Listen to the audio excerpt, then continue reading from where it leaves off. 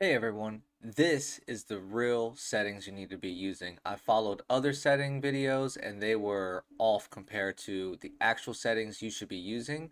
We're going to go ahead and go over it real quick. I'm going to not waste your time or my time and we'll get right into it. So let's start with the gameplay. 106 field of view, anywhere from 105 to 115, whatever you're comfortable with. ADS constant, ADS behavior, hold. ADS sensitivity transition instant. Turn that off, toggle, tap, off, sprint interrupt off, slide, tap, off, off, off, hold, toggle. The HUD limits, you want to adjust things to be closer, especially with the mini map, and when you can still keep your centering without looking too far off. So adjust that to whatever you're comfortable with to get that as close in as you can.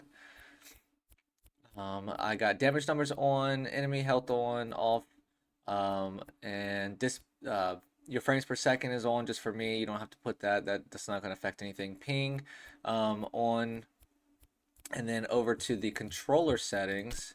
And this was a hard one for me, guys, because I tried to mess around with all the settings over and over again and finally perfected the feel of it to be like Call of Duty or other first person shooters you may be used to. So if you are struggling with that, try these and then I will give you tips on how to adjust them accordingly. So you're going to want to come down, and everything I've watched has said go to reverse S curve, that it's like dynamic in Call of Duty.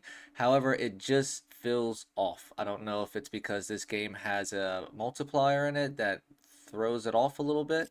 So linear is going to be the best option. These are going to be based off of your own adjustments. So from between like say 50 and 70, I've played around with. 60 felt just right. The aiming I dropped down to 55 and 50. And then for your dead zones, obviously that's whatever your controller is. Move them down to the point to where your controller starts moving and then bump them back up just over that line. Acceleration speed multiplier, this is where it gets a little finicky. So it's default at 1.00. And so what I would say to fine tune your aiming, right? So you have it set to linear, which is just going to be like as you move the stick, it'll move faster too. And what you'll do is whenever you get your horizontal and vertical to where it feels like basically really fluid for you, then you're going to come down and you're going to adjust the ADS anywhere from 0.75 to 0.55 for the low zoom. You're going to adjust that to where it feels, where you're aiming, you can kind of snap on, and then when you aim in, it slows down enough to where you can control your aim. Now, when you have that, I would slowly start bumping this up. What this is going to do is, in those situations where whenever you're like trying to turn in a way that you can test this, is turn all the way to the left, turn all the way to the right, and then when you get that max spin, if it's not fast enough for you, then you want to bump this up because it's just going to multiply that.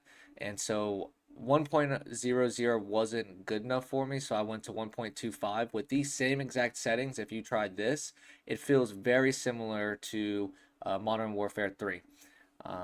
Let's go down. And so I got all these off over to the audio and voice chat. Just everything on except for the music. Voice chat's on. That's, opinionated if you want that or not, if you want to be able to talk crap to people or talk to your teammates. As far as in video graphics, this is going to be native to your resolution and your refresh rate. Obviously, you want your refresh rate as high as your monitor will allow you to have it. And then for if you're on PC, you do reduced latency, NVIDIA reflex, or if you have AMD, then you would put that. I bumped the brightness up a little bit, the contrast up a little bit, turn DX12 rendering off. It's been lagging for some reason more whenever I turn that on. And then as far as in your frame rate and VSync, it's better off. Unless you're running VSync, for screen tearing and stuff, then obviously turn it on. Shadow qualities, spot shadows, all these medium, spot shadow resolution, low, contact shadows off, resolution 100% scale, sharpening 10, particle detail low, low, low. Now you can bump these up higher if you just want for a better, a better graphic setting. I turn everything to low because I try to push as many frames per second. I'm not worried about how pretty the game looks. As long as it looks good enough to where I can see clear and make clean shots, then I set them low to have more frames per second so that way I can play at a higher competitive level. So as far as the rest of these, it's going to be low for global, local reflection quality off, low for vegetation, subsurface scattering on, ambient inclusion low. I left that at default. Turn lens flare off. You don't need anything blinding you while you're trying to shoot. Water quality off. Terrain or water quality medium. Sorry. And then terrain quality I have set as medium as well. And then besides that, the only other settings you guys are going to want to do is crossplay on or off, depending on if you're on controller and you don't want to go keyboard or mouse, then you can put it off. If not, then just leave it on. And then input based matchmaking, I would definitely turn that off. That's going to give you the best match results because some games you're going to play against kids that are worse than you and you're going to have more fun. Some games you're going to play against ones that are harder than you, you're going to have less fun, but at least it's balanced. It's not like the SBMM or the OEMM that's in Modern Warfare 3 that makes it to where you're always playing at your level and higher, so it's always sweaty lobbies. So I would recommend turning that off.